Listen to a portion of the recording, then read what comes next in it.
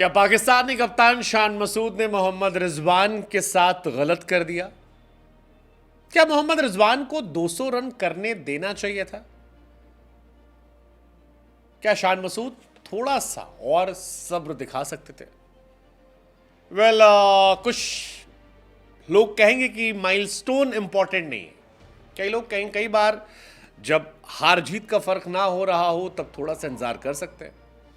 खैर जो भी है, लेकिन फिलहाल सोशल मीडिया पर यह चर्चा तेज है कि क्या शान मसूद ने मोहम्मद रिजवान को उनके दोहरे टेस्ट 100 से रोक दिया।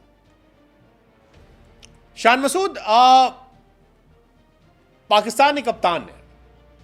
इस मैच में उन्होंने 6 रन बनाए, बाबर आजम ने 0 बनाए। शुरुआत में सैम अयूब, उसके बाद सऊद शकील और सबसे बेहतरीन अंदाज में मोहम्मद रिजवान ने इस मैच को संभाला। न सिर्फ संभाला बल्कि उस जगह पर लाकर खड़ा किया जहां से पाकिस्तान के हारने के चांसेस कंपैरेटिवली कम हो जाते हैं। लेकिन जब रिजवान टीम को सुरक्षित बचा ले गए और टेस्ट क्रिकेट में भी 70+ के स्ट्राइक रेट से वो खेल रहे थे, तब शान मसूद ने पारी डिक्लेयर कर दी। और यहीं से चर्चा तेज हो गई कि क्या यह डिक्लेयर करना भी सही था, क्योंकि 448 रनों पर पारी का डिक्लेयर होना, वो भी जब दिन में कई ओवर बाकी थे, तब यह सवाल पैदा कर रहा था कि क्या मोहम्मद रिजवान के साथ यह गलत हो गया। पहले भी कई मौके ऐसे आए हैं जहां कई कप्तानों ने पारी डिक्लेयर की है और कई बल्लेबाज ऐसे थे जो इस बात से हैरान रह गए थे कि यह क्यों हुआ, किस लिए हुआ, क्योंकि हर रोज बल्लेबाज दोहरा शतक लगाने के करीब नहीं पहुंचता। और वो मोहम्मद रिजवान जो बीते कुछ सीरीज में टेस्ट क्रिकेट में अंदर बाहर हो रहे थे, आज उनके पास एक बड़ा मौका था अपने करियर में सबसे ज्यादा रन बनाने का। और इसीलिए शायद ये सवाल उठने लगा कि what have you done Shan Masood. 171 बड़ा स्कोर है। अगर आप उसे 15 गेंद और देते और कहते कि भाई तेज खेल लो, तो शायद वो कर लेते। कईयों को मानना है it's a part of game, लेकिन इंडिया में भी चर्चाएं ऐसी काफ़ी होती हैं। जैसे तिलक वर्मा के साथ हार्दिक पांड्या वाला इशू हुआ था, केएल राहुल हार्दिक पांड्या का इशू हुआ था।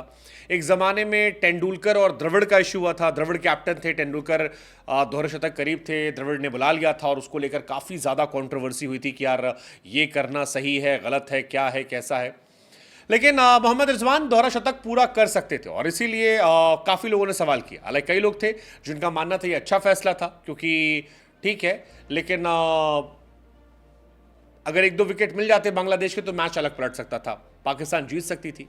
फिर कईयों का मानना है कि यार 200 का माइलस्टोन बहुत बड़ा होता है, ये रोज़ नहीं आता है। और अब तो 100 नहीं लगते लोगों जल्दी, 200 लगाना बड़ी बात है। क्या ज़रूरत थी, 10 गेंद और मिल जाती। आप कहते हो उस प्लेयर से यार तुम थोड़ा तेज़ खेल लो, ऑलरेडी वो 70 के स्ट्राइक रेट से खेल रहा था। इस पोजीशन में अगर आप पहुंचे तो उसकी वजह से पहुंचे। कईयों ने कहा कि यार शान मसूद को कोई परवाह नहीं है स्टैट्स की, वो सिर्फ टेस्ट मैच जीतना चाह रहे थे और इसीलिए उन्होंने डिक्लेयर कर दिया। ये माइंडसेट अच्छा है। आप पिछले कप्तान जो होते वो खुदगर्जी में ऐसा ना करते। बहुत सारे लोग जो हैं ये इस बारे में चर्चा कर रहे हैं। मैं लगा आपसे पूछे कि गुरु आपको क्या लगता है, क्योंकि इंडिया में तो एक बार ऐसा कांड हुआ था, तेंदुलकर 194 पर खेल रहे थे और द्रविड़ ने डिक्लेयर कर दिया था और वो बहुत कॉन्ट्रोवर्शियल हुआ था। जॉन राइट उस वक्त कोच थे। बाद में हालांकि जॉन राइट ने अपने किताब में लिखा था कि तेंदुलकर और द्रविड़ ने इसको सॉर्ट कर लिया था।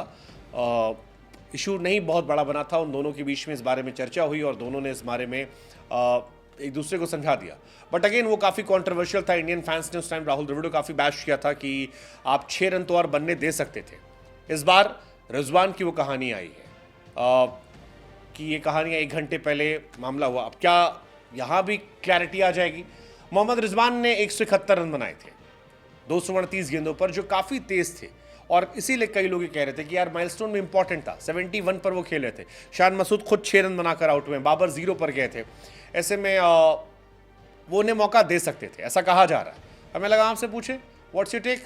हालांकि पाकिस्तान का मिडिल ऑर्डर पाकिस्तान की सबसे बड़ी ताकत है। बीते 7 मैचेस में देखेंगे तो पाकिस्तान में सबसे ज़्यादा रन जो है, या दुनिया में सबसे ज़्यादा रन पाकिस्तान के मिडिल ऑर्डर से आए, ऑलमोस्ट 47 के एवरेज से। उसके बाद श्रीलंका आती है, फिर आयरलैंड आता है, फिर इंग्लैंड है, न्यूजीलैंड है, कई और देश आते हैं।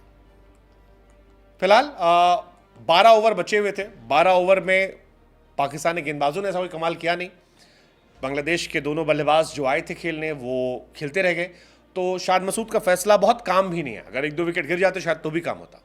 बट ये 12 में क्या आप 2-3 ओवर दे सकते थे?